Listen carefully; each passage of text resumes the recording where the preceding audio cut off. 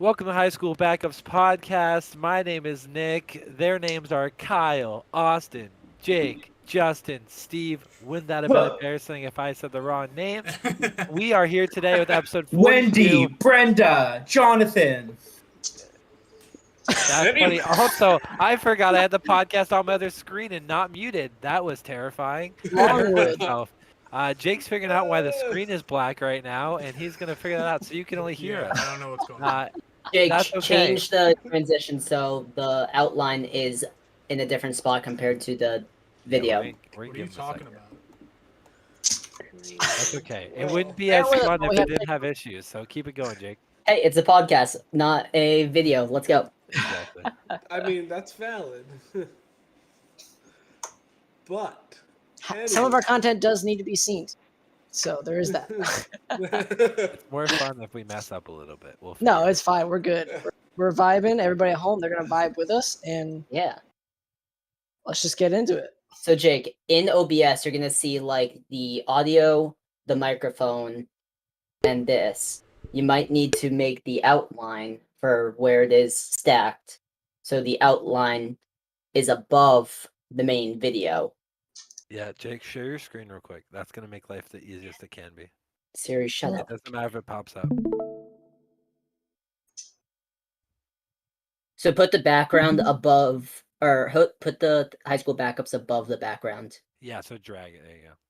Are we still recording or? Yep. No, we're good. Oh, okay. Yeah, we are. We're gonna keep going. And then, okay, Oh, there there we we go. go. Now you should be almost good. Try moving the background above it. No?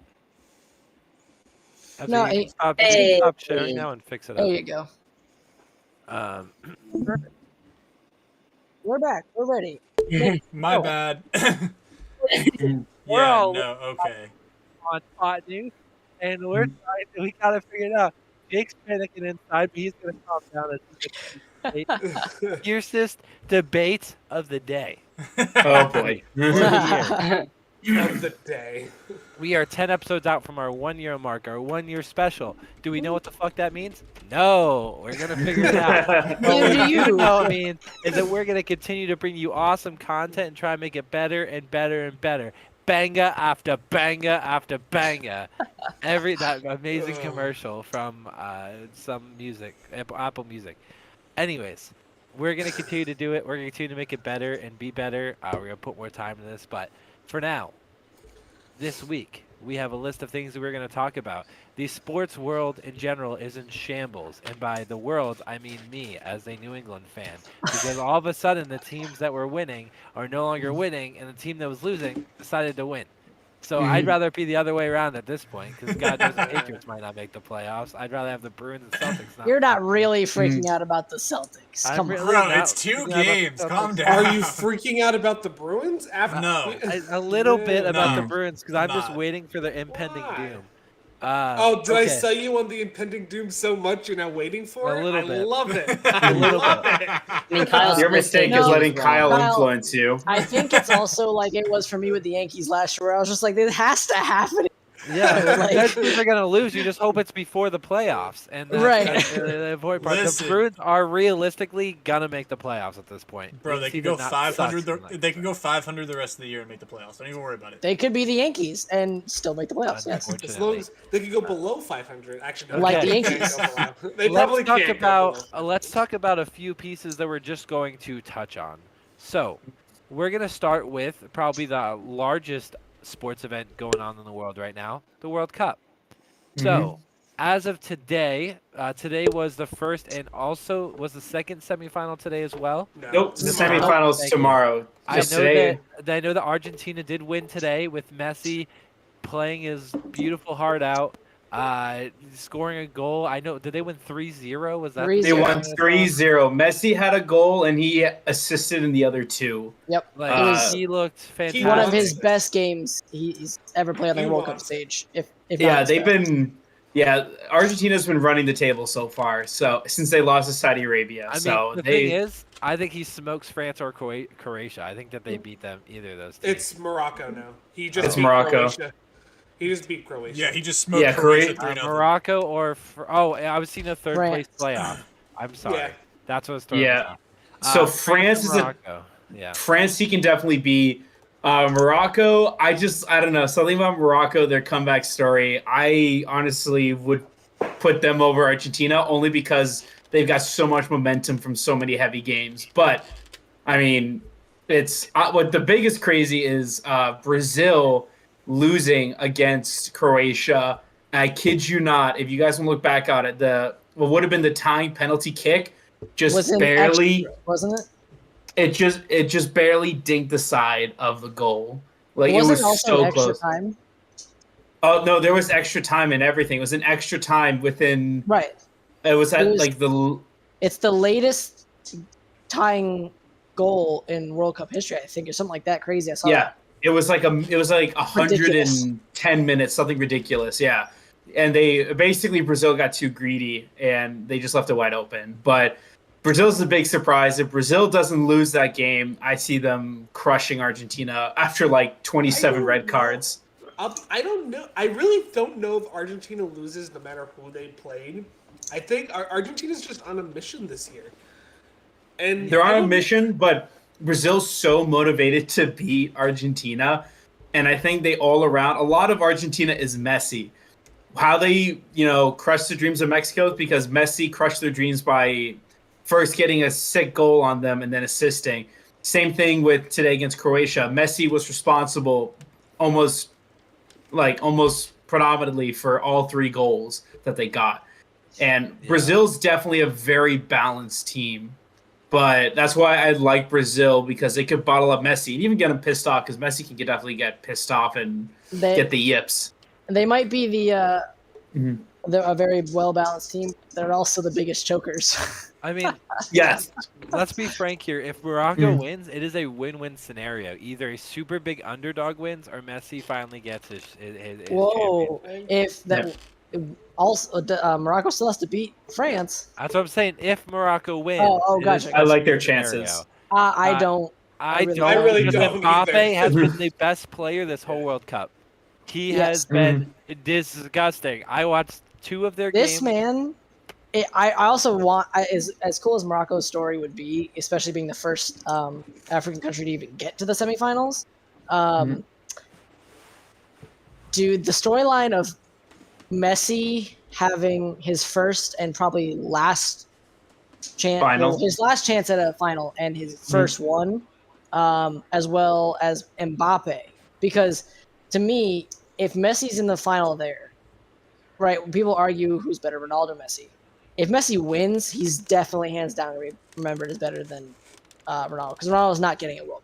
Because I don't see him playing in the next one. Even if he did, I don't see him being an impact at all. He's already kind of He's already obscure better as it than goes this now. one, for what it's So exactly, he's just a named player now. He's a figurehead. He's nothing else really. He doesn't play. Mm. He can't even make it in major leagues on the other across the pond. So, Thank you for bringing that Mbappe- point up. I'm excited to talk about Messi versus Ronaldo later. Yeah, we'll get Yeah. there. But We'll get Mbappe, there at some point. Mbappe If is the we- young god. he's the one He's who the is coming future. for their title. And Mhm. if he has 2 World Cups to his name before 23, my goodness, If France wins, if France not only if France beats Morocco, but if they go on to beat Argentina, they will be the first country to win back-to-back World Cups since the 1950s. yes, it's When insane. Brazil did it. So So I think no matter who wins the World Cup this year, whether it's Argentina dope. and Messi finally gets his World Cup, Yep. if Morocco wins, they're not only the first African country to be in a semifinal, they're the first African country to be in a final, and then they'll be the And first win. African country to win. That is Underdog just a story great is story amazing. of all time. And then if France wins, they're the first back-to-back champion in half a century. 70 years. yeah, and Yeah, it's insane. and having a young player that is coming for the title of best in the world, and It's a win-win-win. Is what we're It- saying. it literally literally, is no a matter what win-win. happens, It honestly, I know it sounds bad.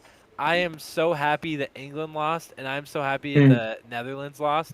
am Or too. sorry, and Croatia would have been okay. Like they were in the finals the last go around. I think Like- Croatia would have been the worst. I don't think there would have worst been a of the problem four, but it with wouldn't have been bad. Croatia Yeah, like I don't think Croatia would have been the worst. Like they would have been the worst of the four, but I don't think it would have been like awful because like No, they're I still agree. great because they're the underdog of Europe essentially. Like everyone always leaves them out as being a good quality team when it Yeah. comes to the World Cup. Like, but That's the they're kind of always team. bad. I would say they're more like they're not necessarily an underdog. They're more of just like one of those teams that like you who would be a I feel team like in the they NFL. always get forgotten. Like that's the thing. Like, Yeah, it's like Well- one of those ones where you just don't get as much hype about them. Yeah. But like they went to they were in the final last they time. were in the final. Yeah. So against France. So yeah, either way,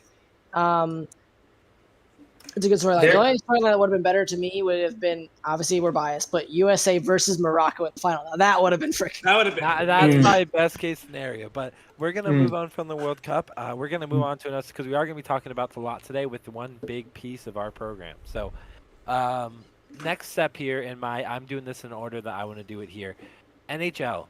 So, we're gonna talk a little bit about the NHL. We are approaching the mid-season marker or so. Third We're of the getting way. close to 30 games played. Mid-season's 41. So what'd you say, a third, Kyle? I think Yeah, that- we're about a yeah, third. We're right around a third. We've talked about the 21 games Bruins left. enough. In fact, to me, the biggest highlight right now isn't that the Bruins are essentially continuing on a very similar path that they were. It's that the Devils have lost 2 in a row when they were the team that were fighting the Bruins. They have now lost 2 in a row.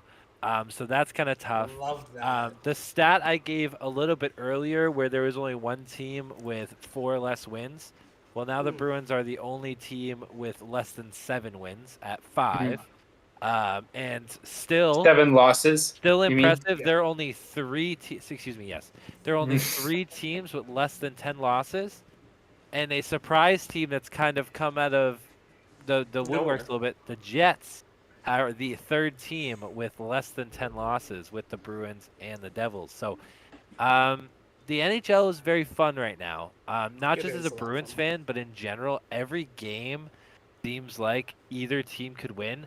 I mean, I'm looking at it right now. The teams we thought would be absolutely awful. Like the worst team in the league is 7-19, which isn't great, but the Ducks just beat the Bruins. Like that Ducks team can't, even though it was kind of a fluke. We're not going to talk about how They also they'll lost have- to the Coyotes. Yes, they also lost to the Coyotes. They're one of the other lower teams. Speaking But- of that game, yeah. sorry, Nick, go ahead. No, Go you ahead. go first. No. Well, all I was going to say is that even though some of the records are a little bit skewed, Bruins are higher, some of these teams are lower. Super competitive, fun league to watch so far. So I was just gonna quickly highlight that Bruins Coyotes game. A very interesting event took place in the stands. Oh yeah, that was an interesting battle. That video, for those who don't know, an all-out brawl took out between the Coyotes fans and Bruins fans, where it ended up one fan got their finger bit off. Oh! As a result of it. Oh, Yeah. Wow. The Coyotes management put out a statement saying they apologize for the fans' disenjoyment of their time at the Coyotes' new arena because, yeah, that happened. What a trash franchise. So wait, got who their finger who bitten off? A coyote or a? I haven't Boston been able to fan. find that. I haven't been able to find any which team who did the biting and who got Who the cares? The was on Coyotes the are a poor- trash poverty franchise anyway. The Move. Coyotes play in a college arena. It's their It's a joke. disgrace. They're It's a awful. They need fucking to go. joke. But anyway, clearly it was a Coyote player biting off somebody's finger. you know that wouldn't surprise me the way. Maybe it was a coyote biting another coyote by accident. Oh, Oh, Man. yeah. Coyote. this is the kind of stuff you hear violence. about with the Raiders. Darius. The Rangers are doing really well. They've won 4 in a row, so they finally decided to stop sucking. It only took them 2.5 months, but that's all right. That's fine. 20 games in, they're 15, 11, and 5. I think is not how many awful. overtime losses they. not awful. That's not awful. They're hanging around. They're Under still in a 500. playoff spot. It's not under 500. Yes, it is. Kyle, I You're told count- you. Stop that nonsense They're of 15 counting and 16. overtime losses. Oh my god, no. Anyway, the Rangers are finally turning it around. They're getting there. It's about time I can stop screaming in disappointment at my computer or TV, whatever I'm watching it on that night. Oh, you'll Stop still be this- doing that. Well, I'm from sure the I- Rangers, now you're going to the Giants, so it's Oh okay. my god, don't even get me started on that. But I did want to quickly about the highlight Knicks? a player. Hey, they're winning too. Listen. I want to just quickly highlight a player who I did not think would be this good. He's a specific goalie who, let's say, is having the best year of his career. One of the best years in He's- the last 10, 15 years. He's Hockey leading ever. in all three major goaltending stat categories. He has the lowest goals against average at 1.78. He has the highest save percentage at .941, and he has the most wins at 16. The Bruins' own one and only Linus Ullmark. Wasn't even supposed to be the best goalie on the team. I love What? my life. I don't know what happened with this guy, but he just decided to turn it into overdrive, and that's honestly been what's great for the Bruins either, because not only they don't have to rely on they can take chances offensively when they know they have a strong goalie, and I think that's what a lot of fans feared too, coming off of between Tuukka and moving into this unknown era. Like, they looked at Swayman and they knew, okay, he's our goalie of the future, but he's not fully NHL ready yet. So can Linus Ullmark be that essentially bridge goalie? And he looked at that and said, "Fuck you about being a bridge goalie. I'm your goalie of the future. What the fuck you talking about?" And Linus he's just going on a pure rampage and leading, and it's not like it's close and he's leading this. He's kind of starting to blow away these categories. Like, I mean, if- 16 wins is already almost a good season. Bro, Like- Linus Ullmark pulled a Tim Thomas real quick. Yeah. like, even if this I have is a his- stat to support your argument as well when you're ready. even if this is the best year he has, and he doesn't have any other years like this, I'm sure the Bruins would take this kind of year. It's going to get them to the playoffs. It's going to get him probably the Vezina Trophy as being the best goalie of the year. Like, I don't, unless he has an injury now, which I'm knocking on wood that I hope he doesn't have. But like, I don't think the only way I think he loses winning that award is if he gets hurt. I think that's really the only thing stopping him, or he absolutely collapses and loses like 15 in a row. Yeah. Which I also don't think would happen. It would be a lot. The stat I'll give you to kind of move off this, unless you have anything else to add, Kyle. The Bruins' goal differential is 48. 48 goals. There is one team that is within. Need a second, Kyle? Yeah, thanks. There is one team that is within 25 of that, Oh. and it is the Devils, which makes sense. That's Every other team absurd, has dude. 23 or worse goal differential. The That's Bruins have absurd. a 48. Insane. That's absurd. They're scoring almost double what their opponents score. That's really the stat. And that's exactly what I mean by that they can take chances at score. They can have all their forwards just keep pinching and sitting in front of the net and be like, we're going to score and we're going to keep doing it. Because if for whatever reason you get the puck past us, we got the best goalie in the league back there to stop you. So we're not too worried. So we're going to sit here and score on you no matter what. And that's essentially what's working for them. I don't blame them for doing it. Like, it's working. Like, don't fix what ain't broke. Like, that's Yes. essentially the best thing. I couldn't I- agree with you more, Kyle. I did just have one last statement. Please. Jason Robertson is having a absolutely insane year. He is almost beating Connor McDavid in points and goals, which is pretty phenomenal considering Connor McDavid is by and far the best player in the league.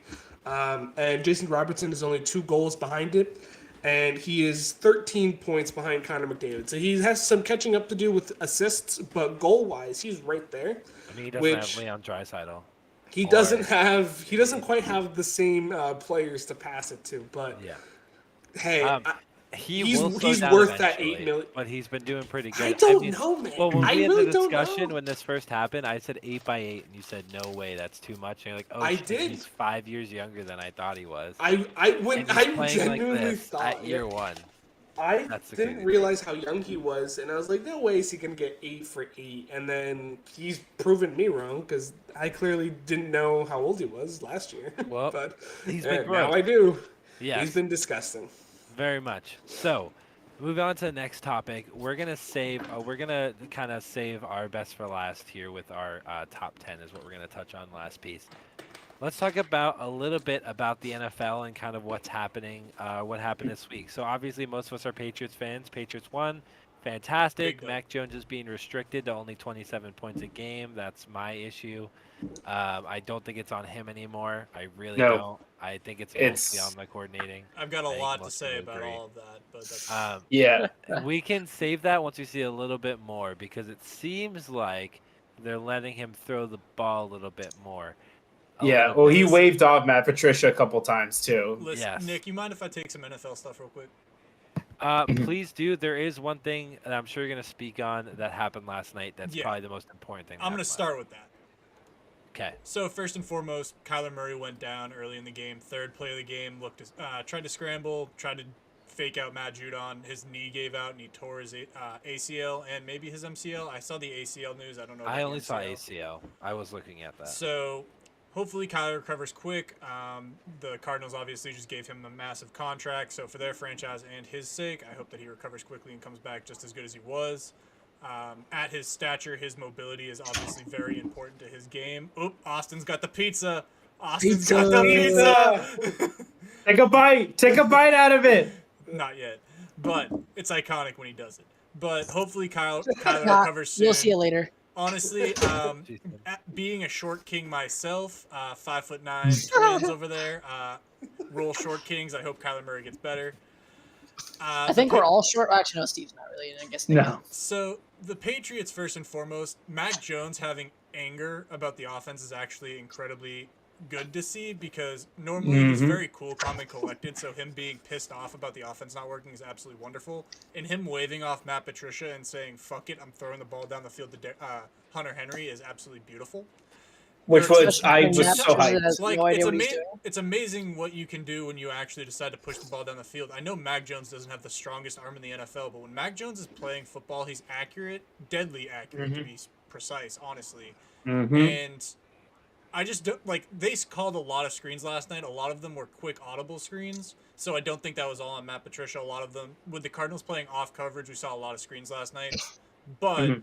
I don't think that continues into the future. I think you'll see the normal amount of screens being called again. You'll probably see 5 or 6 a game. The Patriots just do that. Yep. Other stuff, Tom Brady looked like shit in his return to San Yep. Francisco. I say return because he's from San Francisco. For any of you who There don't is know, something else from that game last night, Jake. I don't mean to interrupt you. Something probably more important than all that stuff. Josh Uche getting 3 sacks and becoming the best pass rusher on the team. Which one? What Well, else? other than that, Giordano has 14.5 sacks. And is tied for the um, league. Yes. Yeah. Oh, we're talking about there Devontae was Adams. An absolute. There, I was. I was talking about something separate. Oh. There was an absolutely arrogant and blown situation by the refs last night. Yeah, Something I that was waiting for cannot that. be accepted and cannot be considered okay. Devontae Parker got hit very hard, could I not forgot get about up, that. Thank you. was struggling to get his feet set, and not a single ref in the world did anything until Nelson Aguilar threw a hissy fit, which he should have Mhm. done for his teammate. That You is, know what else I find extremely Nelson Aguilar, surprising? confirmed great teammate, by the way. Go ahead. Yeah. Sorry. Where is the concussion spotter on that play? I Is he- completely Dude, agree. Is- we're agreed. Is he just staring at a brick wall? Like, you what wanna the know hell my- is he looking at? I agree with that. You know, an even bigger issue. Where's the line judge, the line Yeah, ref, that too. who's yeah, literally exactly. right there and could see him barely getting his feet set about a foot wider than it usually is? Like, dude, Bro. So we don't talk mad. about this a lot because everyone's just ripping into the refs, which they should. This was awful and Atrocious. almost put a man into another situation. Where this is Similar to Deshaun Watson. This is on the refs who Tua, should be not looking Deshaun. for this. Oh no, Watson Tua. Ugh. I was like, not the same Yeah, situation. Here's the issue Not with the Tua. same. Tua was taking out but allowed to go back in. Devontae Parker wasn't even taken out. They didn't even they didn't notice think it about it. until Nelson Aguilar's fucking He wasn't screaming. allowed to come like, out. He's like, fucking stop. Like, he's like, dude, somebody pay You know what? attention. I would have been so mad too if the refs gave Nelson Aguilar a penalty for that too, for not being set either. Yeah. Yeah. Imagine, and just imagine how furious the Yeah, world would have I been. don't put if that they on gave anyone him a but the flag. refs. There are I people agree. there to look for I this. agree. And Nelson Aguilar is being a good teammate. The Patriots were in hurry-up offense, as they have been more than often than not. Mac Jones has been the person who was closest to him was Nelson Aguilar, the guy who was paying attention, right? He's the one guy who apparently, of all the people who shouldn't have been paying attention, he was. But none of the refs were. None of that. Like, It's I'm thankful that so- he was. I I am heard thankful that, he was Bench. as well, Uh, because in my mind, if Devontae Parker gets hit again, he's not alive today. Yeah, Didn't I see it I'm so correctly though? thankful. Aren't they Yeah. investigating the Patriots? No. They are investigating the refs. Okay. Yeah. I thought I saw it earlier Because today. the ESPN said they were Patriots aren't investigating the ones who Patriots. hire a spotter. The refs The have league a does. It's the spotter. league, The yeah. league has a spotter. Mhm. That person's fired. I guarantee they don't have a job today. I will bet Yes. you. An Considering their insurmountable only amount of job is money. to spot concussions. Yes, and like yelling the refs here, stop the play. Like this player should be out. Their one job is quite literally to watch football and see if people do that. And if you can't, Somebody like, was eating get pizza fined. and not paying attention. That's a fact. Mhm. Like honestly, yeah, they should That's hire why me I eat so your I can do vegetables. both. that's what I want to talk about, Jake. No, Nick, you're fine. That's absolutely atrocious. I thank you for bringing that up because I genuinely overlooked it. My bad. In other stuff, I mean, the Detroit Lions are surging. I think they're 5-1 in their last 6 after starting 1-6. Yep. Which They're proving us right. True, we did Mhm. say they'd be They decent. did. we told. I was Listen, waiting for it. Honestly, the thing with the Lions, right, is that they're always in games no matter what happens to them for the most part. So I just thought they were going to take a step up. They're doing it now. I thought they were going to be like 3-4. I think we had them at, and then take a surge. It just didn't happen that way. Hey, Love do you Dan know who Campbell. else is proving us right? The Jacksonville Jaguars. Yes. Do you know who else is proving us right? Who's Who? proving us right? The New York Giants. I was just gonna say. Yeah. I was just gonna say. Really, No, Really quick, they really are and they quick. aren't. really quick, they are proving us.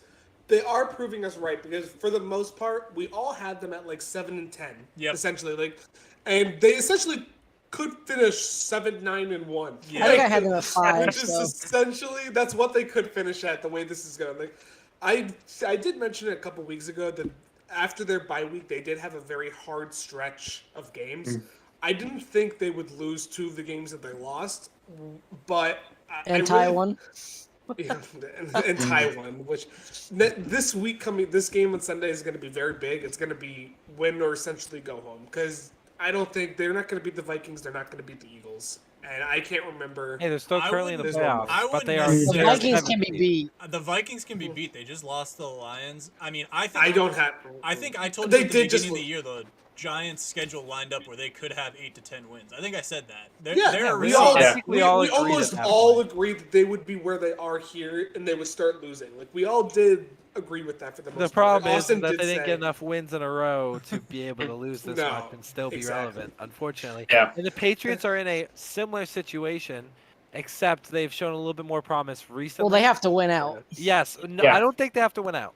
They don't I have think to. They I need think they to need to go win. 3-1. I think they need to win 3 out of 4. Yeah, I think they need to go 3-1. which is doable. That would put them at 10-7, and the Mhm. Chargers are realistically going to go 3-1 or 2-2, and that'll put them in the playoffs. well, we have This- we have the advantage over the Chargers. We have the tiebreaker. We do.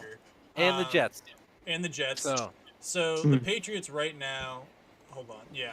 So the Patriots right now have who's next? It's the Raiders, who I think they'll beat, the Yep. Bengals, the Dolphins, and the Bills, or swap the Bills and Dolphins game. I forget which one's last.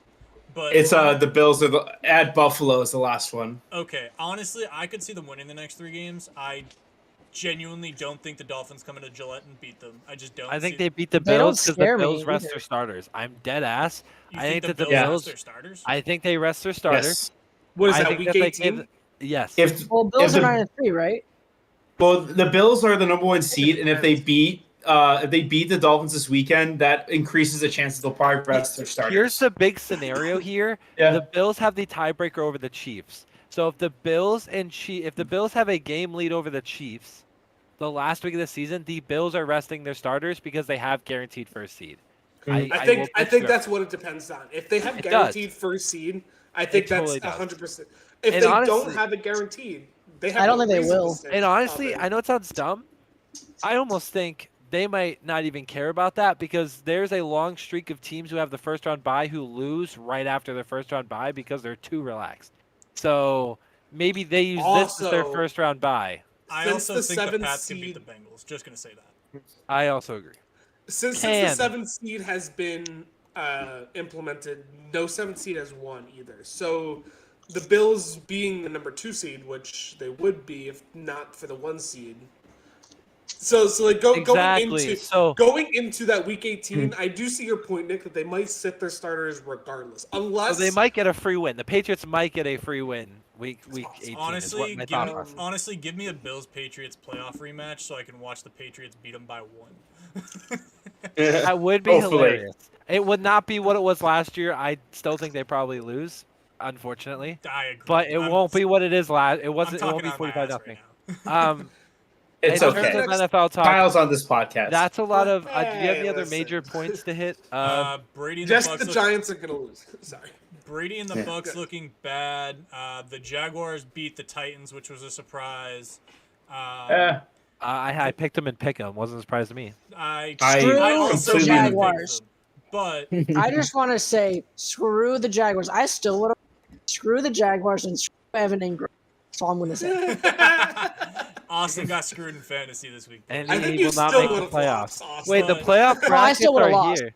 Dude, Oh, yeah. The playoff the brackets are in. official Let's bracket. see how these are going. I already. and now I already owe, played- and now I now think I owe missed Kyle the $5. I think so I that's missed. even more I annoying. missed the playoffs because I started 5-4 and lost the last 4 games of the year. I'm bullshit, No, you didn't. Yeah. I didn't. No. bro. I You're totally getting into the forgot. playoffs Okay. now? Wow, this is Guys, actually slow down, kind of slow down, hilarious. slow down, slow Yeah, down, slow hold down. on, Nick. You get mad about some of the stuff that's happened in fantasy this year. I'm the only one with a legitimate grievance about what happened. I disagree, and me and Kyle talked about this yesterday. And also, guess who has to play the motherfucker who took advantage of it round 1 to get really fucked? It doesn't matter if you lost, if you didn't get in or you lost. So Oh yeah, three- because I was actually, gonna say- No, okay, go over the playoff bracket. Just go for it. Yeah, go yes, ahead. half of the people in this podcast are not in the playoffs.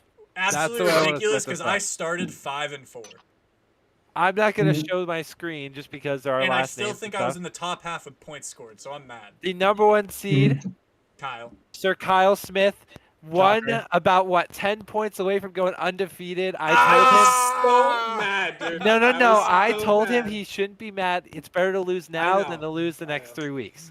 Yep. So, Fair, but I'm still um, mad about it because I hey, wanted Kyle, a perfect season. Hey Kyle, But if to top it off, Kyle, my a play, little man. insight. If you win, we can take whatever I would pay you anyways off the laptop. So hey. Anyways, we're trying to get Kyle a better computer because sometimes his quality goes a little off and his computer's old. So Sometimes. we're working on it. Anyways, so back to it. Kyle, number 1 seed. I'm gonna go through this quicker. Jake, Kyle's fiance's brother. The other Jake, 2nd seed at 10-4. Wow. Our friend Servant at the 3 seed at 8-6. Now this is where it gets real tight. Starting with Servant. Our friend Ben at the 4 seed at 8-6. Our friend Steve here on the podcast at 7-7. Myself at the 6th seed at 7-7. Our friend Caleb at the 7th seed at 6-8. And last but not least, Kyle's fiance at the 8th seed at 6-8. What Kyle should do is be the respectful fiance here And lose. on And the lose. playoffs. Oh, I stand that's- corrected. No. I was Guys, five, find out I was next week 5 if and- Kyle's still getting married. I was 5-4 and lost 5 in a row. Yep. to be out of the playoffs, because if you won 1 game, I'm pretty Literally, sure I if needed you 1. win, I needed 1. I had the tiebreaker. He and I, you he and have the tiebreaker. yeah, because I think you had the tiebreaker over me. Yeah, I did. I had the tiebreaker over Yeah. Riley too. I think. Yep. Yes. Yeah. Yes. So unfortunately, that puts Austin I might be wrong at about Austin out of the playoffs, Jake out of the playoffs, and our friend Justin out of the Yeah, playoffs. I'm- that. Honestly, It's okay. Me and Nick are the best in hockey right now. Heck that's yeah, a we fact. are. No, Only because I'm honestly- not playing. Honestly, it annoys me so bad because in my 2 other leagues, I am literally top 3 in both of them, and I'm so Yeah. mad about it. This I'm middle of the was pack my in both leagues. worst. Hey, middle of the pack's team are more likely to win the championship than top tier teams. That's just a fact. Yep. I Listen. unless it's me, because I was usually number 1 in our league. Yeah. Not this year. Not this year. This was my Pay up, Austin. most on. Shut up, Kyle. I am still so mad because I literally can't believe after all these weeks, if I went back and we looked at everything, maybe you guys all agree with me. I don't know. I think I had the most unlucky season this year with all of the different players either like outperforming for no reason. Like I had 3 tight ends that should never have gone off off for Mhm. 30 points against me. That hadn't done anything the rest of the season. Cole Kmet, Evan Ingram. I got Cooper Cup. He gets injured a week after or 2 weeks after. No, that week. It was It was week. No, I literally think I got- that week. It was that week. No, because I remember I got one good week out of him, and then he Okay, got hurt. week So after. Alright, I think it was 2 weeks after. fine. Anyways, like just stuff like that. Anyways, Jonathan Taylor looking like he never should have been drafted. At least you weren't Nick. Half his team was injured most of the season. Yes, Yep. and I still went He's in the 7-7. playoffs. I don't Yeah. care. I'd rather be in Yes. his position. Guess who overcomes, even though Bro. he was screwed. I Nick, I'm think with you, you dude. owe me a thank you, Nick, for your trade. That's okay. Why are you AJ saying Brown thank you? We both got equal value. What are you talking No, about? but here's the thing. I got Mixon, who unfortunately has not done a whole lot, Not but unfortunately, I knew he was in concussion protocol, and he still took him anyways. I took the backup for them anyway. So Perrine, who's been better than Mixon was. So I don't know what Yeah. you're Nick doing. talks Yeah. about Nick talks about us finessing people, and then you just show I me. Yeah, didn't I was finesse. gonna say. That is a see. Here's No. the thing: we're about to Can I all get run over by retroactively veto? Steve again, just like last year. We're about to all get run over. I was Like, gonna it- say, Steve lost you the guys- playoffs, didn't he? You guys don't have but you don't have Steve's kryptonite, which is me. yes, yes, unfortunately. my kryptonite is not in the playoffs. and then we Or need Austin's kryptonite, which is Ben. So it's just Yes, like literally. I'm literally fighting my kryptonite's kryptonite. So we're Yeah. gonna tie, and then I'm just gonna disappear for 3 years. Because I'm pretty sure I won less games, or I won the same amount of games that I had lost for every season. that's Like I don't even think I've had we 5 can go losses. back and look, but that's tough. That's a topic for another day. Yeah. So Yeah. we talked a little bit about football. Any other points, Jake? You want to bring up? Debo didn't end up having a serious injury. I think he was limited to practice. I think It he was just a said. sprain. Yep. Yeah. Yep. He'll be Um, back in a few weeks. The Well, that's great honest, news, actually. we also know that the Patriots now have running back depth for days. Pierre Strong and Yep. Kevin Harris played ridiculous last night after Ramondre Stevenson. Which we already went knew at down. the draft. We Hopefully, already knew that. hopefully Ramondre Stevenson isn't hurt too long because I think that's a big part of their offense. Let's Yeah. see. There any other? Tyreek Hill got hurt, didn't he? He got a little Yeah. banged up, but he's fine. Okay, I think fine. he was better in an be. ankle brace last I knew. So dude, Yo, he- imagine at this point- I ship off Joe Mixon and Tyreek Hill to Steve, who both were on concussion protocol and hurt, and I get AJ Brown, Higbee, who's worth literal dog shit, and then Austin mean- Eckler, who's been significant the last few weeks. The only And I believe, the ladies only- and gentlemen, you just saw Nick jinx himself for the rest of the season right there, which he tends to do. So I'm taking It's bid okay. for my players. $10 a player. If anybody wants my for the God, playoffs, stop you can it. win. yo, let me hit you up on Venmo. Yeah, do it. Also, Tyreek Hill was on pace to break Calvin Johnson's receiving record, and Justin Jefferson is only about 450 yards away. So that is something to monitor with 4 games left.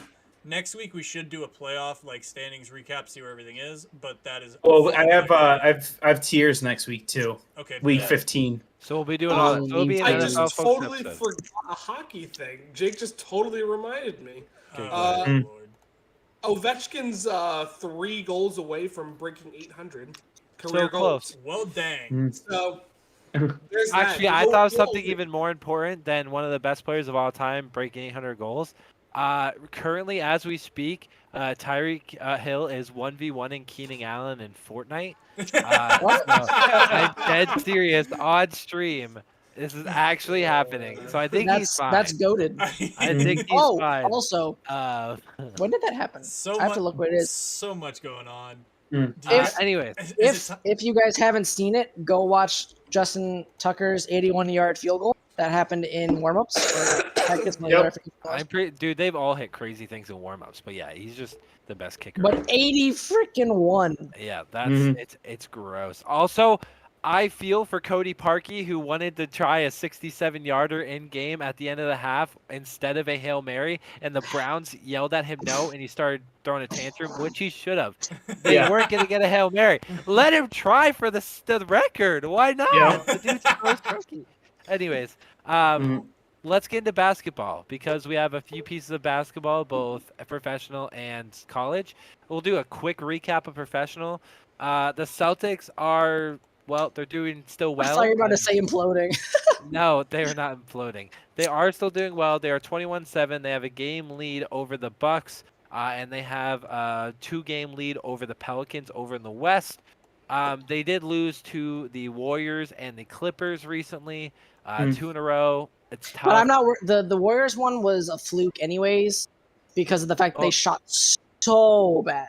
They both beat them the same way, which is with a lot of Yes. wing protectors. Excuse me. I'll Yeah. give you that. The Warriors did Yeah. defend well, but even that, I didn't watch the whole game, but I watched a lot of it, and I was especially the second half, trying to climb back in. There were so many opportunities for the Celtics with wide open. I mean, Derek White literally had a beautifully wide open corner three and put it off the top of the backboard. I mean, he hasn't been doing that all season. Yeah. And all of a sudden he starts doing that. So that's why I'm saying there was a lot of that stuff. Tatum was getting into the lane pretty effectively and missing bunnies. It I almost mean, felt like rust. Like they felt like they were back in the finals. Like it was Literally. game 5 of the Mhm. finals. You know. literally, If it looked I- like that where they're just missing things that haven't been missed all season. I was like, all right, I'm this game. It's one of those stretches, boys. It's not a big deal. Yeah, it happens. Yeah, Um, it happens. What's scary to me is the fact that they played like this, and the Bucks are only a half game back. No, they're full game back. Sorry, full game back. They're 2 wins back, so 2 wins in hand, which is good. Everyone else is kind of in another land, it feels like, but it's those 2 teams. So they need to get a big win soon, very soon, to kind of reinvigorate what the frick is going on here. But otherwise, in the NBA, there's not a lot. There's really been no surprises other than the Pelicans, who are still Wasn't a doing well surprise at to the me, top not of the gonna lie West. to you. I agree with Zion back. I figured they would do well, but it's just like I thought they would be top 3, top 4. I did not think they would be number 1, but they are right now. Zion So- being healthy is huge because no matter, like, honestly, he came into the league as a 24-point scorer, and honestly, the fact is Zion's a freak. It doesn't matter. Well, Timberwolves are 11th, which is That's a a little weird. shock.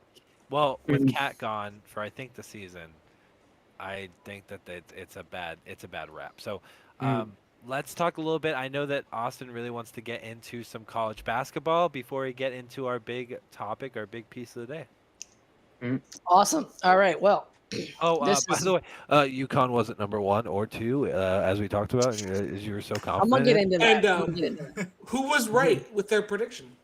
Did with you their one say and their two? I you did. said Virginia too? I said Virginia too. Yeah. Just go. So I'm gonna get into why that's. I could not. I wasn't surprised that Purdue was number 1. I figured they might be. I thought you should be 1. I was very surprised that they actually put. So as it goes, quadrant 1 wins, which are the top. I think it's top 64 teams. I forget exactly how far out it goes, but there's 4 different quadrants that they use as a ESPN and a bunch of other companies use to rate wins against other opponents, obviously based on strength of schedule and other things like that, other indexes. Quadrant 1 is like certain. I think it's like the tournament field, like 68, 64 teams. I forget exactly. I think it's the full tournament field. So I think. Yeah, it's I'm pretty sure it's the first tournament, the tournament field. Anyways, it's definitely top 50. So, Purdue has, what was it, 3 or more quadrant 1 wins, and then Virginia has 2, Kentucky has 2, UConn I guess would only have 1, which I don't, or 2 maybe. I think they would have two. I'm pretty sure they have 2, so it might have been Virginia had maybe like 3, and maybe it was Purdue that had 5. I saw the stat earlier. Exactly. Point being, I wasn't surprised that Purdue was that high. What did surprise me again was Virginia, because although Virginia has quadrant 1 wins than UConn at this point, they don't have that like huge win.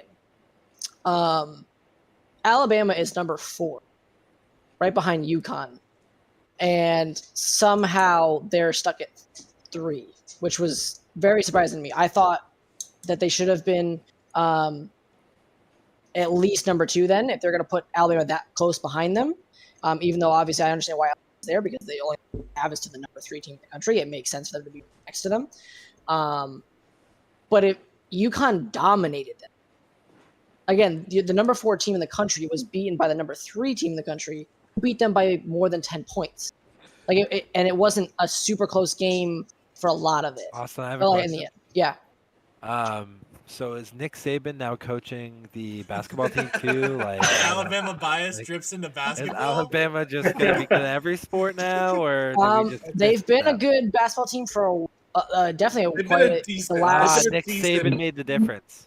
Yeah, They've been they a did get another decent N. Maybe it's the N names. It's Nate Oates, so it could be that's their coach's name, Nate Oates, which is a awesome name.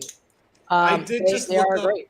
I did just look up like what classifies as quadrant 1 wins, just so we know. Yeah. So quadrant 1 win are home wins versus teams ranked 1 to 30.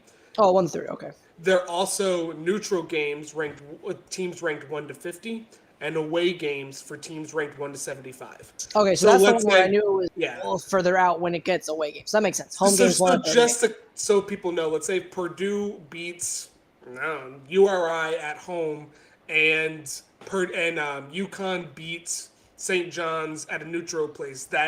They both count as a quadrant 1 point essentially. Yep. So yeah, that's a big thing, obviously, and Purdue has had a lot of those opportunities, which UConn just hasn't. Which at this point in the season, I understand why you're ahead of them. That's why I figured, okay, Purdue can go 1, UConn should be 2, just because again, to me, it is important to have more of those wins. And unfortunately, it's not. You can't knock UConn for not having those wins because they have to play who's in front of them on their schedule. You don't know what's going to be obviously going ahead or how good they're going to be going into a season. But when you get up to that number 1 team, like I said, Purdue beat UNC. They beat Gonzaga. So Gonzaga, that's a really good one. What else did they beat? I think they beat Arizona. So that's another Purdue? good one. Purdue, I think. I forget in the tournament that they played a lot of good teams in that one. There's a very stacked team, and nobody thought they were going to be the ones coming out. So They they proved. also beat Iowa State, right? No, that was UConn. No, that was UConn, UConn. which did look better when they beat them. And then they had a loss that was ugly right after we had actually talked about it, which kind of made me sad. They But beat anyways, Duke. That was it. that's what it was, Duke. So Exactly. they had a lot of those really big name, good wins early, and they're still holding up to them. For UConn, it sucked because Iowa State got dropped out of the rankings because they got blown out by Iowa, but they had that one signature win against Alabama, and then like I said, they have not had a game closer than 10 points, and I'm pretty sure it's only one game has been 10-point difference. They Every need other to one's win been a over close 10. game. They have to win a close game now because Yes. you don't want to be at the point where it's close and you haven't done it yet. Because I agree. that's I want to the- see them have a grinded out game like Purdue just had over Nebraska. I do want to see that, but it just shows me that they've been good. Now, to my credit, when that ranking came out yesterday, ESPN, well, not ESPN, the AP Top 25 was ranked, but I do have to give it over to KenPom.com. They have UConn ranked number 1. With a bunch of different metrics. So they're number 1, Houston's 2, Tennessee 3, which is very surprising. I'm surprised about that. KenPom has Purdue 4, Texas 5, Kentucky 6, Alabama's at 10, which is kind of surprising. So it's a little bit wonky in my opinion on some of the stuff. Obviously, I like it because Connecticut was there, but that's one of them. And then on the power index, it's Purdue 1, and on BPI rank, UConn's at 4. And then there was one, the strength of record is Connecticut 2, and Purdue is at 1. So Yeah, I mean, So- Austin, in all fairness, the way I'd like to look at it is this is just like the football rankings at week 4, Yep. where nobody really fucking knows how good a team really is other than a couple of wins. You won't really get to start to get accurate rankings until probably 20 games, 25 games is when it starts Yep. to get really accurate.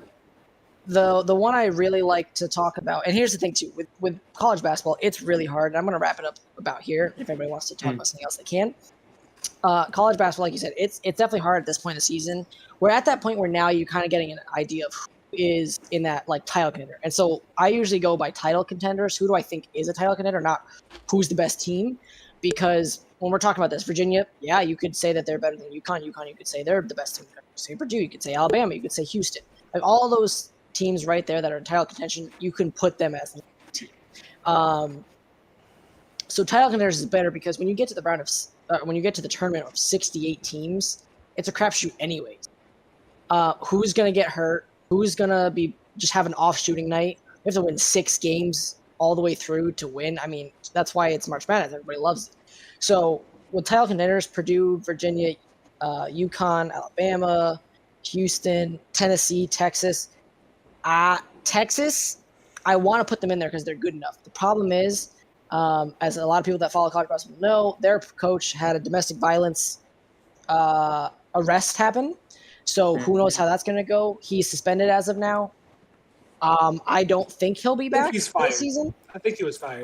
But right now he's suspended without pay. So depending on how it all goes, they may fire him. Obviously, if it's proven to be accurate, he's, I believe, saying that he was not the aggressor overall. So we'll see how that all goes. From the police report, stuff like that, there's a lot of evidence to say he at least did do the stuff that she said he did. Whether or not it was because she was the aggressor or not, we'll find. I don't want to comment on that much. We don't really like to do those things. So, but it just makes me think, okay, how good's the next coach going to be? They did win the game the day he was suspended, so it could be a Joe Mosul. How do you say his last name? Mazzulla, thank you. Where they're better without him. Who knows?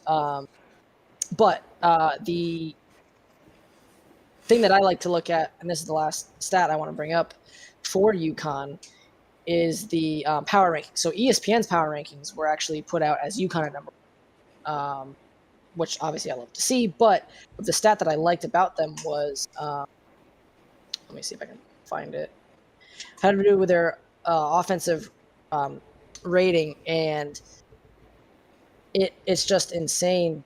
Well, it's not there, but either way, they're top 10 in efficiency on both ends. That's why they're blowing people out, because they are great defending and they're going to lock you up. You have Adama Sanogo, who is I think he's 6'9", 245-pound muscle, who's a starting center. Then you have your backup, who's 7'2", 260, I think it is, and just completely lets nobody get to the rims, averaging like 2.5 blocks a game or something crazy like that.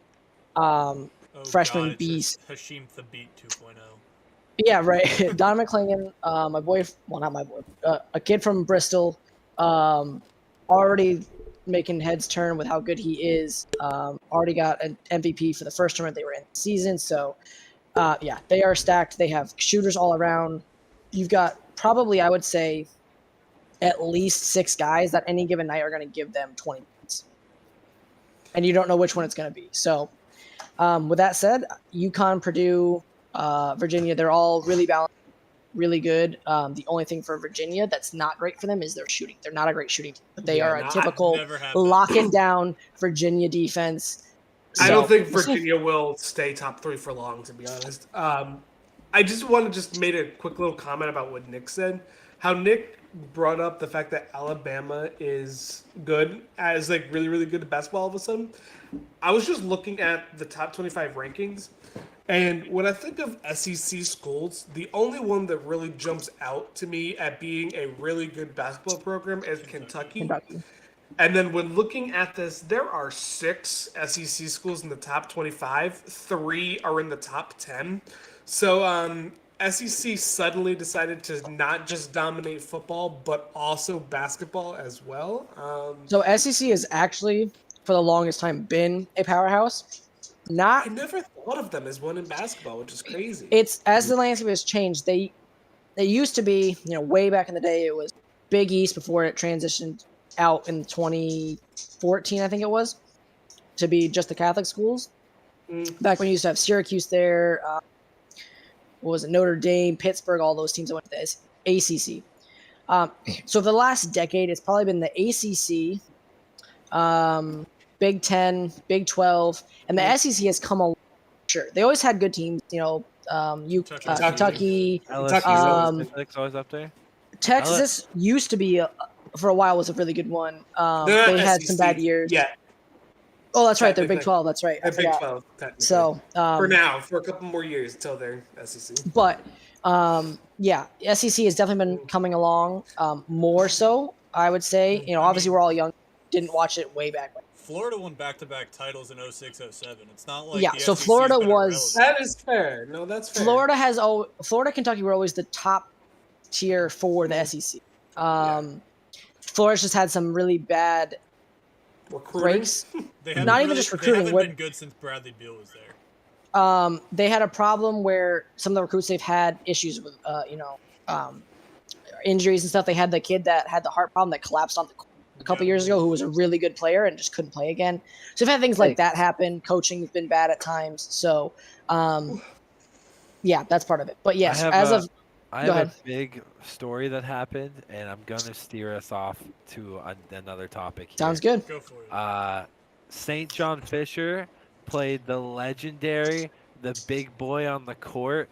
It was I don't even know his name. Connor Williams. This kid Connor Williams is 7 feet tall. I think he's like 350 or something like that. Bro, This what? dude is a beast, and he goes down. You know what? I'll just share it. It'll be more fun if I share the moment that happened here. Let me go ahead There goes and Nick's overhead light. Hold on, Nick. okay. Tell me when you're Go on. ahead. Go ahead. Good. Perry, and So this boy. Wait. Turn said this. that he missed the shot Yep. Turn the sound off.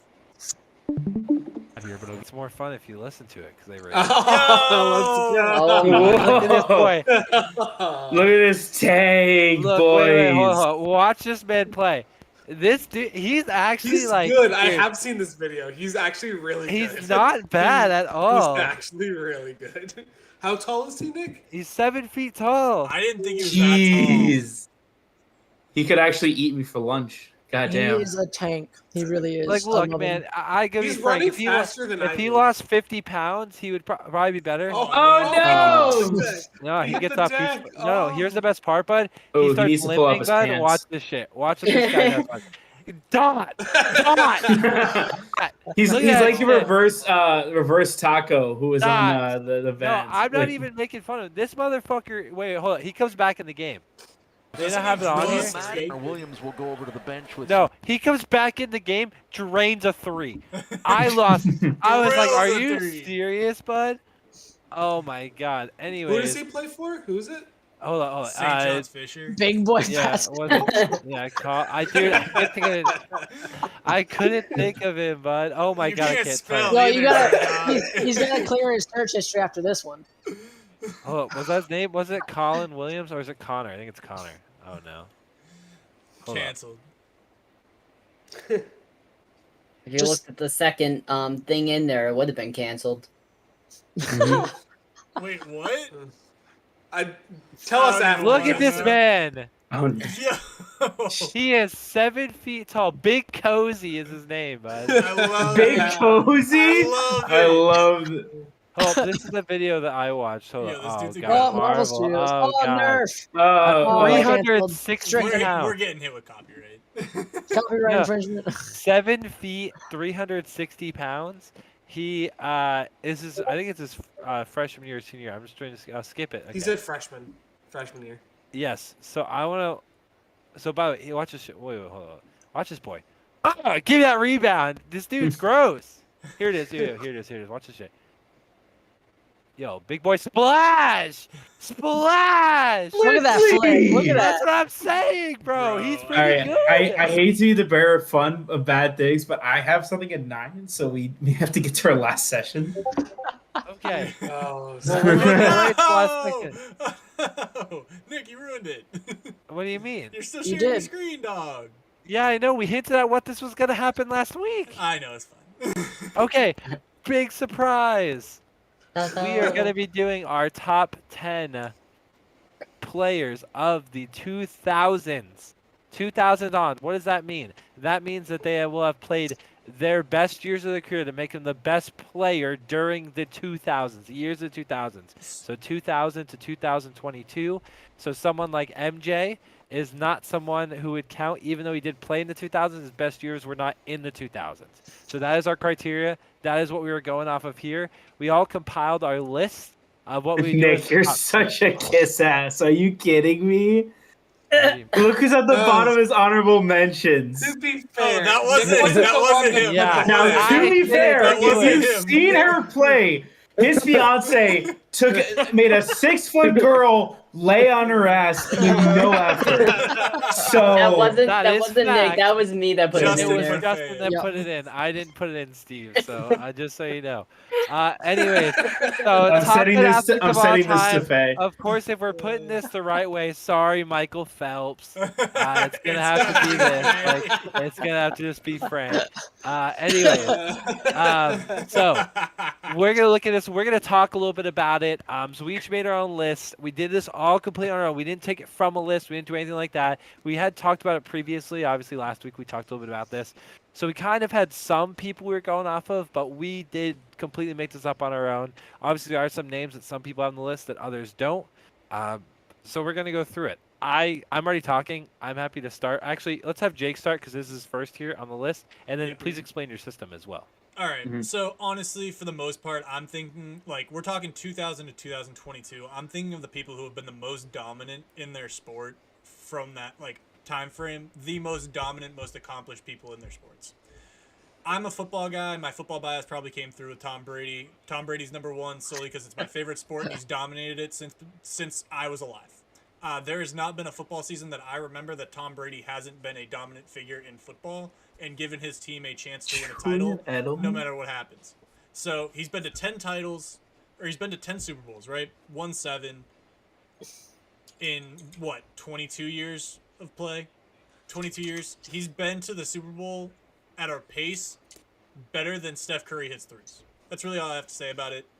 Michael Phelps and Serena Williams, just absolutely dominant in their sports. I don't think that has anything. I don't think I have to say anything there. I don't think I have to justify those two. Given everybody else's list, I really don't think I have to justify those two. LeBron at number 4. Again, I'm taking into account the fact that he went to 9 straight finals. He dragged that 07 Cavs team. He's been dominating since 2003. Kobe's a little bit lower on the list solely because he hasn't played since 2015. So he's missed about 7 years' time. Kobe was an absolute dominant figure. The first 3 titles, he did have Shaq, who is an honorable mention on my list. Got the last 2 as the primary guy. Tiger Woods, again, I don't feel like I have to explain him being in the top 5. Like, I don't think I have to justify that. If anybody wants me to justify it, I will. I don't think I have to. Usain Bolt at number 6 honestly only got bumped because LeBron went into number 4. He would be number 5 if I didn't think LeBron had a claim to being top 5. Kobe because it's Kobe. Floyd Mayweather, I'm a boxing fan. Him being undefeated and retiring undefeated is absolutely wonderful. Floyd Mayweather as a person isn't wonderful, but that's a different story. As an athlete, he absolutely dominated the game of boxing, and I felt like a boxer had to be in this list. I believe I'm the only person who put a boxer in this list. No. Nope, I got him in 2. Oh, Oh, do you? sorry. Okay, cool. Sorry, my bad. I didn't see him in yours. Very good. Peyton Manning, again, I don't feel like I have to justify that. He was 1B to Tom Brady's 1A during the time they played. It was essentially Tom Brady versus Peyton Manning or Ben Roethlisberger every year, and we all know that Peyton Manning is better than Ben Roethlisberger. He's the number 3 quarterback of all time, and I really don't feel like I have to justify putting him in the top 10. Mariano Rivera, because I felt like I could not leave out baseball from this list no matter what I did. And Mariano Rivera is probably... First of all, the GOAT closer of all time. He is the GOAT at that position. And as somebody who watched baseball growing up, I always remembered watching Mariano Rivera and being very, just awed at what that man could do on a mound. And again, he has, I think it's over 500 saves between 2000 and 2013 when he retired. And I just felt like a baseball player needed to be on there. I could have put Albert Pujols, who's in my honorable mentions, but I felt like Mariano Rivera deserved the nod. Any questions, said. boys? Well said. No. Yes. I think So, it's a great list. I honestly, I don't think anyone could have done a bad list here, especially Justin. I think Justin's is the homie list. Justin's So is the let's GOAT go ahead. list. We're gonna look through this. I'm gonna go through this real quick. I'm going to highlight some of the ones that maybe aren't on what Jake talked about. Michael Phelps, my number one. Dude had 28 Olympic medals. I'm pretty sure he won over 80 medals, including all of his world championships. 23 of those 28 medals, Olympic 82 medals. to be exact, by the way. Thank you. 23 of those Olympic medals were gold, and 8 of them were in 1 year in 2008. No one will ever do that ever again. And it's just simple as that. Serena Williams for me has been a big part of my kind of growing up. The movie that just came out, all that stuff really culminated to, in my mind, being pretty much the best female athlete of the last 22 years, maybe one of the best, if not the best of all time. She had to be in this list. As you also will notice, I kind of went out of my way to choose people from different sports. I didn't want 2 people, 1 sports, because what we talked about when we were explaining this was the idea of transcending the sport, transcending your team to really make a difference. And in my mind, there is no 2 people in one sport that beats out all of the people in another sport, for the most part, which is another reason why I'm sure there's people I'm missing here, or that just didn't fit in. Okay. Tiger Woods, don't need to talk about it. Dude had 87 championships or major championships or something absolutely disgusting. Or 80. Not major, No. not major championships. Well, he's at 81 championships, right? He's one behind. He has, I- he has He's one 15 behind Jack majors or Nicklaus. 16 majors. It's one of the 2. He has 15 majors right now. He needs 16. Jack Nicholas.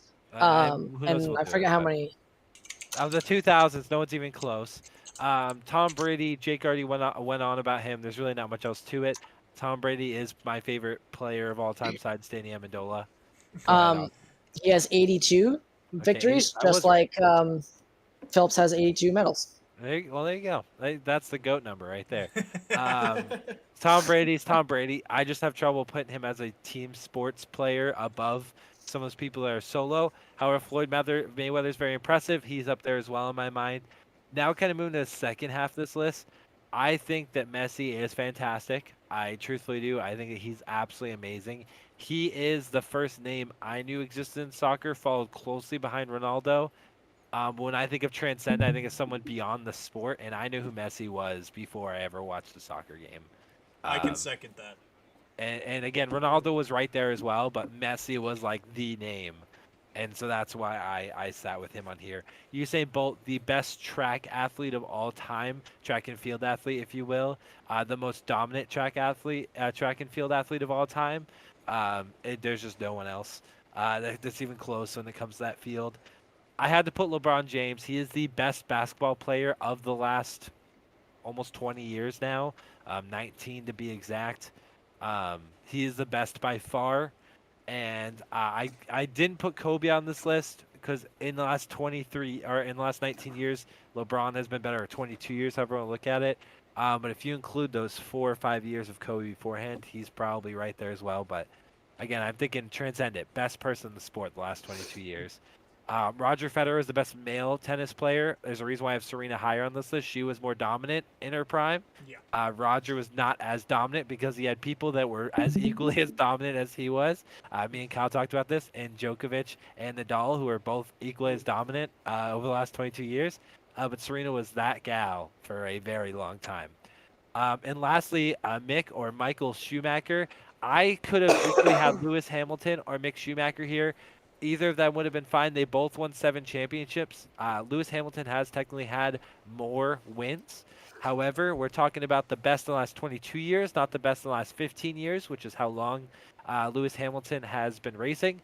If you had 5 years to this, because Mick Schumacher's getting ready to retire, Lewis Hamilton's definitely overtaken him if he hasn't already. It could easily be him in this spot as the best F1 racer the last 22 years, or maybe the best F1 racer ever. But in my mind, Mick Schumacher's been racing since 91. His best years were between 2000 and 2004. He won 5 championships in a row, and 2 more since then. The dude's gross. So, that's my top 10. I also had some honorable mentions, as you can see. Shaun White, all that fun stuff. Justin brought him up. Of course, my beautiful fiance being the best female athlete behind Serena Williams. And then someone who I really struggled to not put on this list was Jimmy Johnson.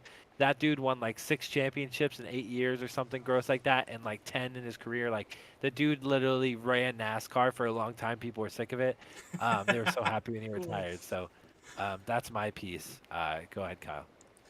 When I was looking at making this list, I was really focused on not only them being dominant statistically, but also what they brought to their sport to grow it further from younger athletes like copying them. So that's kind of where you see as you go further down my list when you get to like the bottom half. But the top half, I don't really think I need to cover much about my top 5, considering what I would say has already been said about Michael Phelps, Serena Williams, Tom Brady, Tiger Woods, and LeBron James. I think those top 5 are really consistent, not only with our lists, but other lists throughout sports analysts on who they talk about.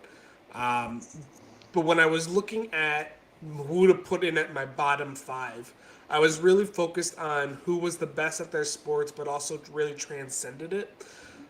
I do admit, Nick and I were talking about this before we started. He actually convinced me that Federer is better than Nadal. So he actually did convince me of it, and it's not by much. It is really close. 100%. But I would like as Nick said, Federer, Nadal, and Djokovic are all real close in the trio. Like they all were right there. Hi, Riley. They say hi, by the way. Hi, Riley. She says Hi, hi. Riley. Hey, don't forget Riley.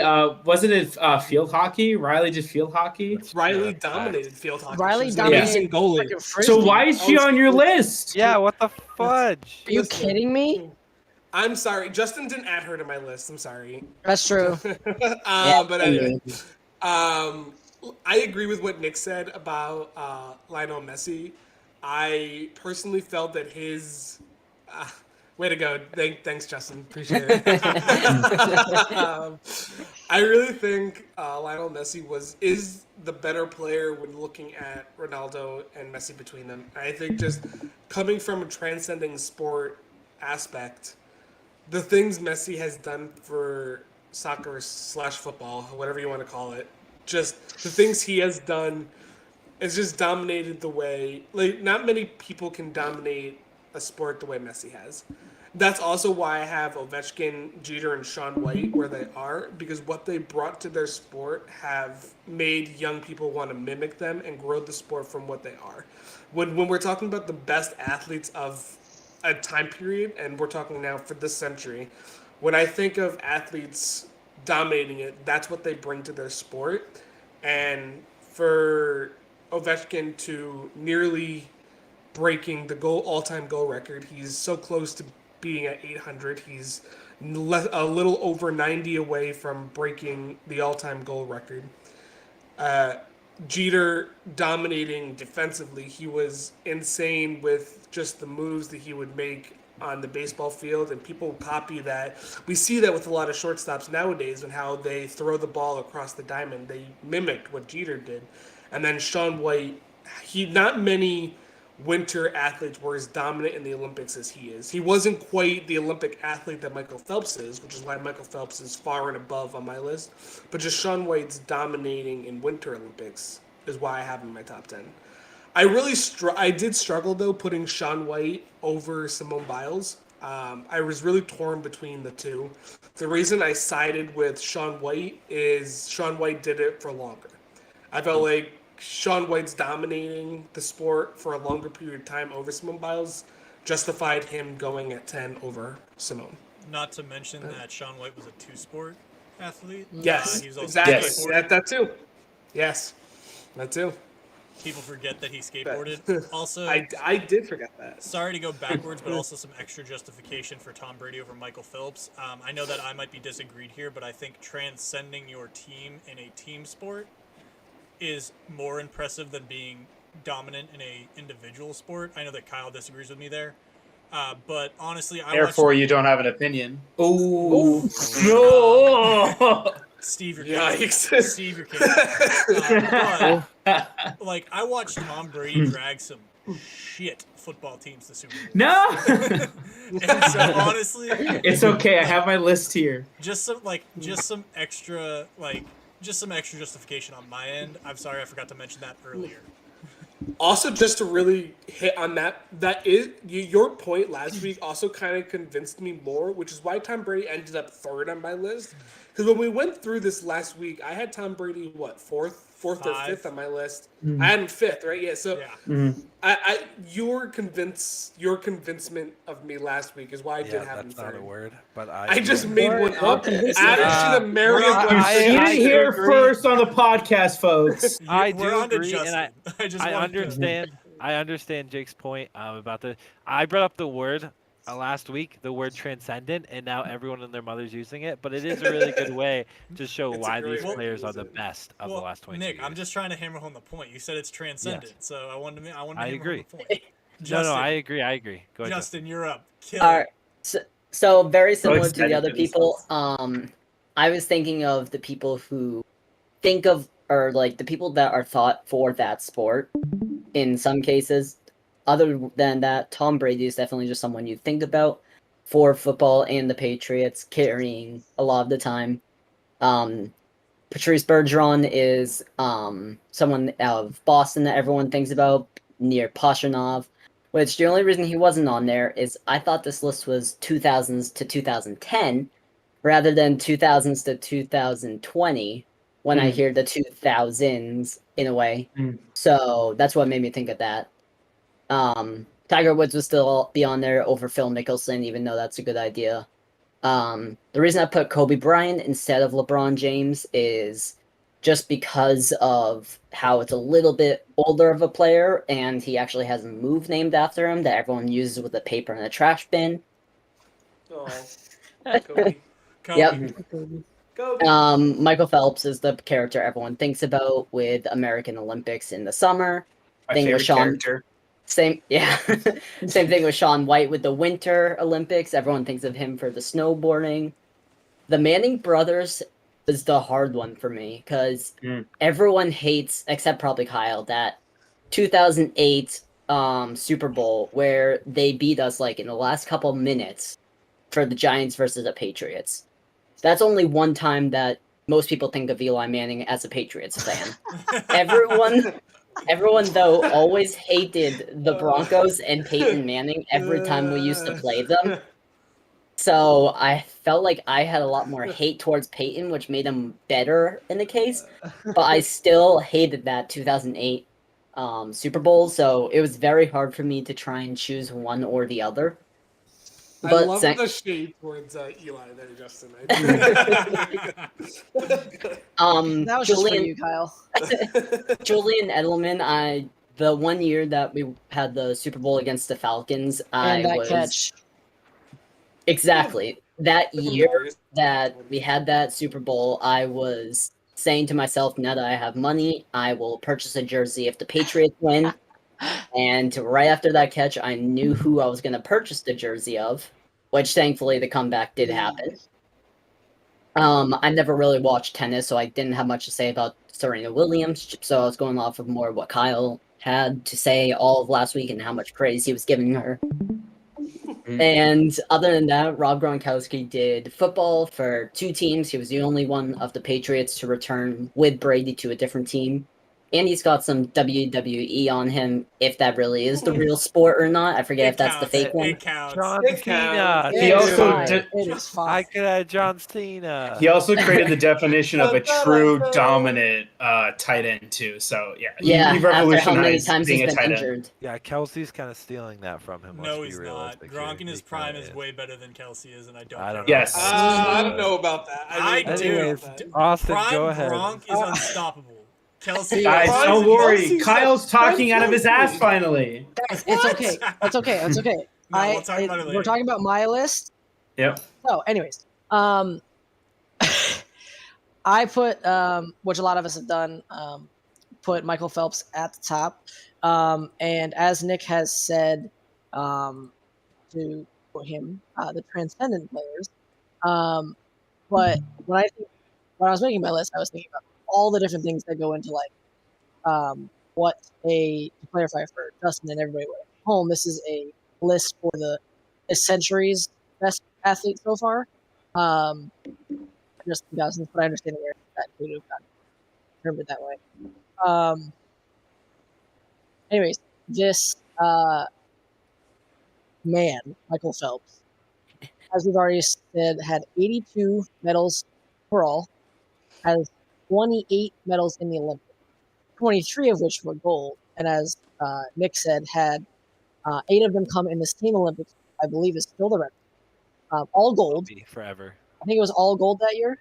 I think he has silver as well, but 8 golds was the record. The record was 8 golds. Yeah, I think you're right. I think he had more than just those 8 medals. I think it was gold that season or that Olympics, and he had more. I think he had 10 more gold medals overall at Olympics. Anyways, just when he was at his peak, the most dominant guy ever. Now, you can make an argument maybe he should be lower or higher depending on things, as some of his world records have been broken. He still holds 4 at this moment. Austin, I'll correct it. He won 8 golds every event that he entered. So he went 8 for 8 and broke world records in 7 of them. That's what it was. Jeez. That 2008 Olympics in Beijing, I was going to say I thought was perfect that year, and he was. I remember that was the first time I remember watching the Olympics, because at the other one, that was 2002, so I was 4, right? So 2004. Oh, that's what I meant. So that's what I meant. 4. That's It's all good. 2004. So I was 6 at that time. Versus, I was 10 at the next one. So 2008 was the first year I remember watching and just being like in awe of the Olympics. And of course, what a perfect time to be a 10-year-old kid watching the Olympics, and Michael Phelps is going perfect at the Olympics. It's just amazing. So I'd had to go with him, number 1, because for how just like glued to the TV I was. I remember we were on vacation. Like it was the perfect storm for me. And then I put Usain Bolt at 2. And this, when we talk about like athletic achievement, for me, as much as I love sports, and I got a couple on this list, man, individual sports, you are nothing. You suck. And if you're dominant, you're dominant. Nobody can change that. You can just point to yourself and say, you couldn't beat me. Usain Bolt is the fastest man to ever live, at least officially, and has the world record that nobody's been able to close to. Oh, people have been close now. Noah Lyles is within a 1/10 of a second. He is. All right, fair enough. Getting Fair enough. very But like, but he close. hasn't broken it. That's the I point. fair enough. agree, Up but until he's recently, getting close. he may be able to do. Anyways, yes, that is fair. I didn't think about that. Right, I kind of forgot he had gotten close to it, but still holds the record. And when he was at his peak, was just as dominant as Michael Phelps, because there was only a few of them he did. He could have run the 400, he didn't, but he dominated the 100 and 200 for a decade. So, which is insane and almost impossible to do. And he probably, to be fair, would have had a faster record had he not showboated at the end. So there is that as well. And then at number 3, I put actually forgot who I put this. Tiger Woods. I don't need to go over that. We already know how dominant he was. And before he decided, for those who don't know, he was kind of a perfectionist for a long time in his career, and always felt like he had to improve. And he actually changed his swing when he was at probably his most dominant. You could argue maybe after he was just dominant later on, but in that late 90s, early 2000s, pretty much unbeatable, and ended up changing his swing. So I think he actually got a little less dominant, and to be a little less dominant and still win like another 6 or 7 major championships, not to mention probably another half of your 82 tournament wins on the PGA Tour is just insane. So he was number 3 for me. I grew up watching golf. My family loves golf, so I know how dominant he was. And when I was growing up and thinking about wanting to be a professional golfer, that's what I wanted. At number 4, I had to put Shaun White. All right, let me just quickly tell you guys just how dominant this guy actually was. He, at the X Games, he has 23 medals, 15 of which are gold. And then he had, what was it? 3 gold medals, and absolutely dominated for 3 Olympics. And for the entire time growing up, he's also the person that got me into when I was younger. So just another guy that I had to I wanted to emulate. When I was on the slopes, I was trying to do tricks.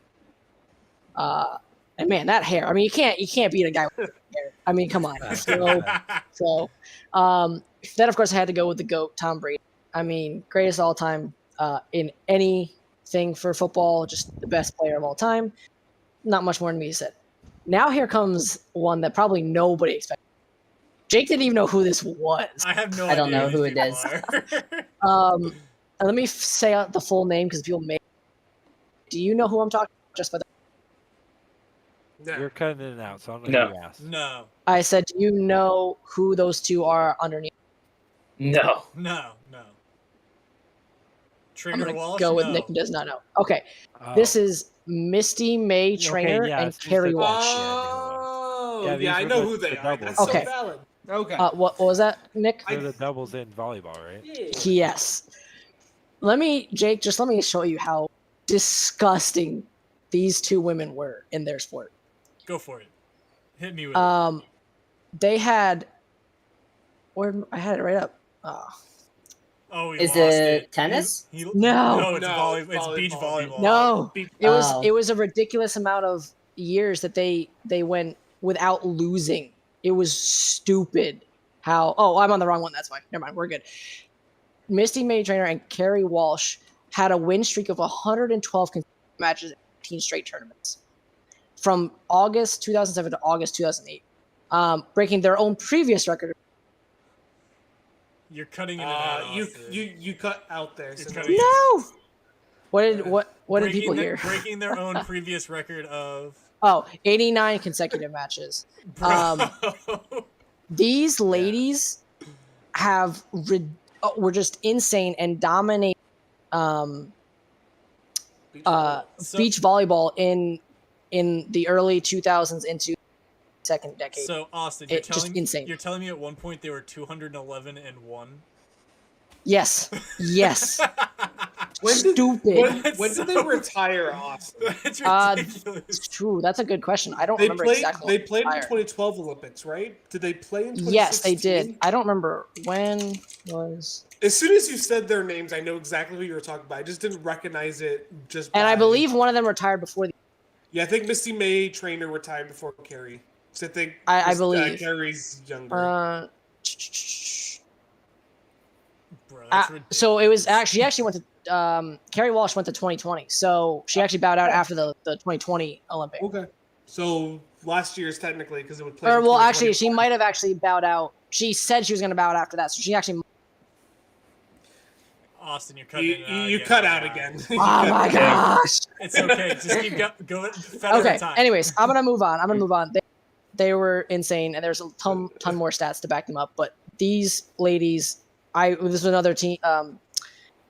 Two people that just had me glued to my watching television days when I was 10 years old at 2008. It was amazing. Anyways, okay. Then I had Roger Federer. I don't follow tennis, but I know how great all of those guys were. Djokovic and Nadal. Just so I put him there. Then I have Kobe and LeBron.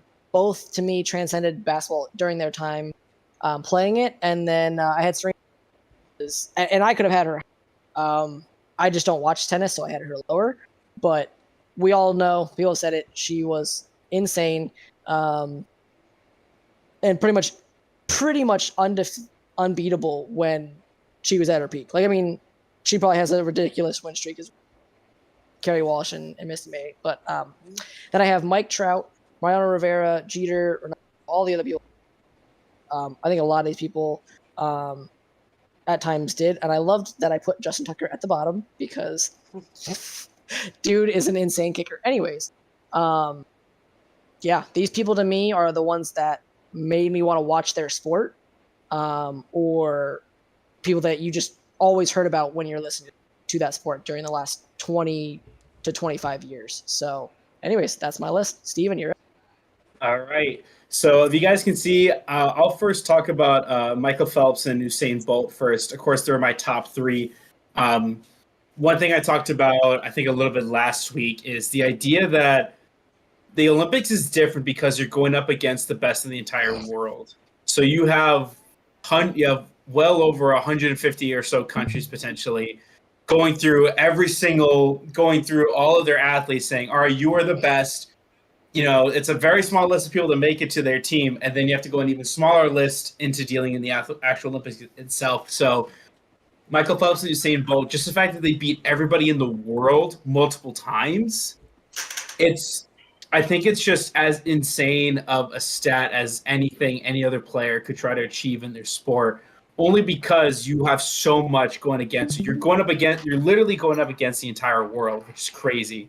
Now, Serena Williams, one thing I do believe it's true, I would have to look it up to be sure, but I believe she won a tournament in 2016 while carrying a child.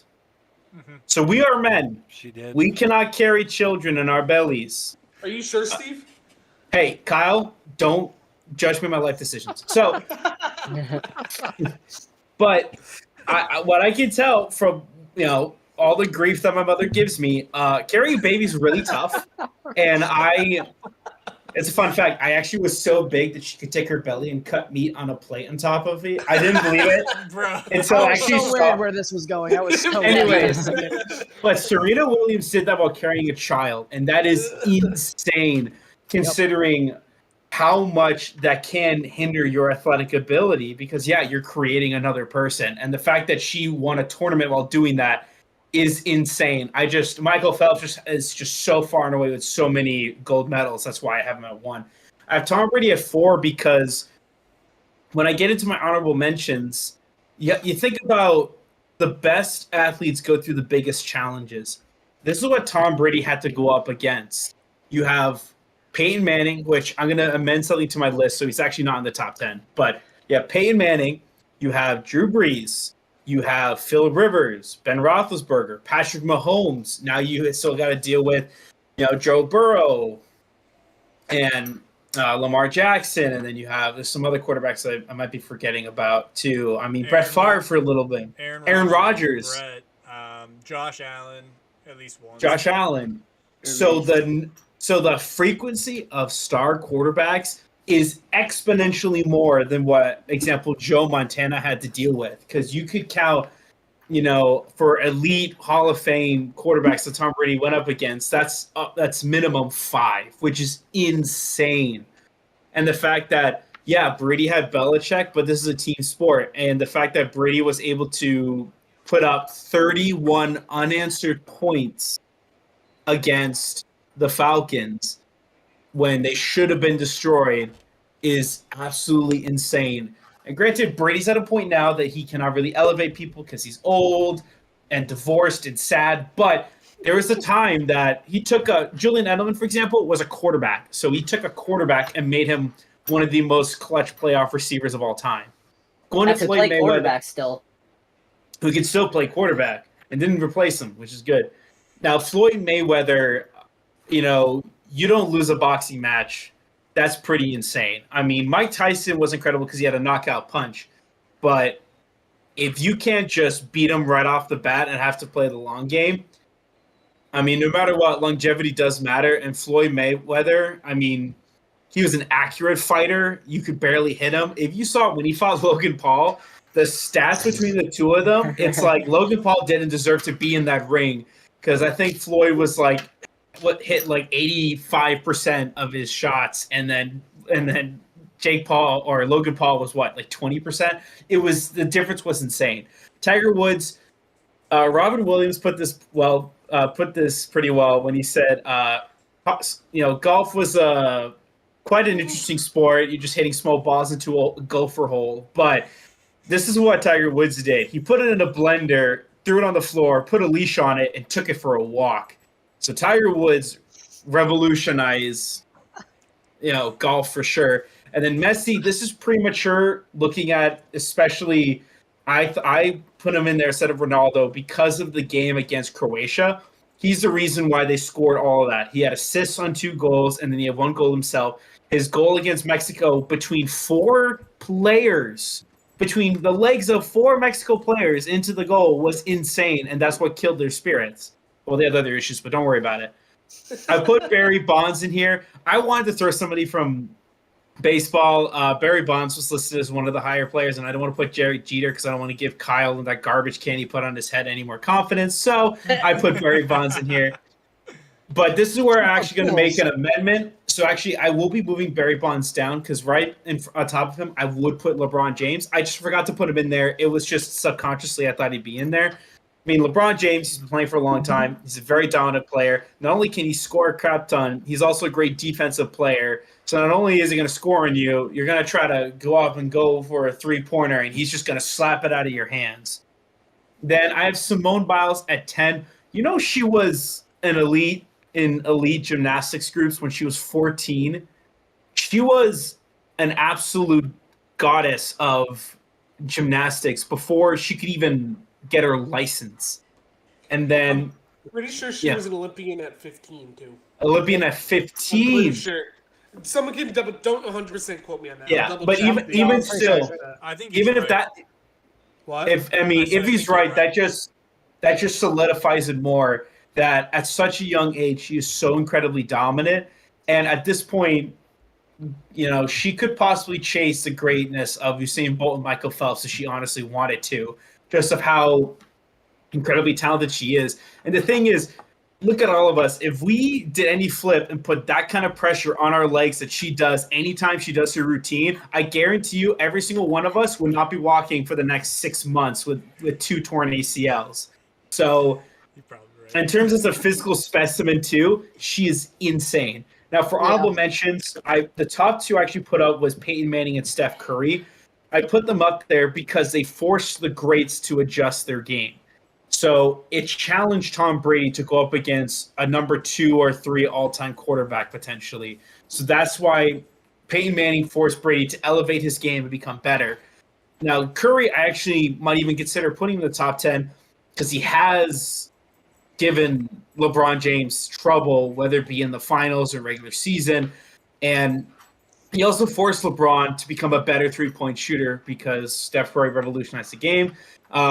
And then, of course, I have Derek Jeter in there because, yeah, he's a talented player, whatever. He's on the Yankees, so it doesn't matter. And then finally, I forgot to add in my list my true number 1, who broke the record with 4 interceptions in a single half, is, of course, the god Nathan Peterman. He is our true number 1. He is so good that he loses intentionally because he feels bad for other teams because he does not want to destroy their self-esteem, which I respect more. Take care of your self-esteem. Men, go to therapy. Thank you. Good night. Yeah, I think that good night is a nice point where we are now.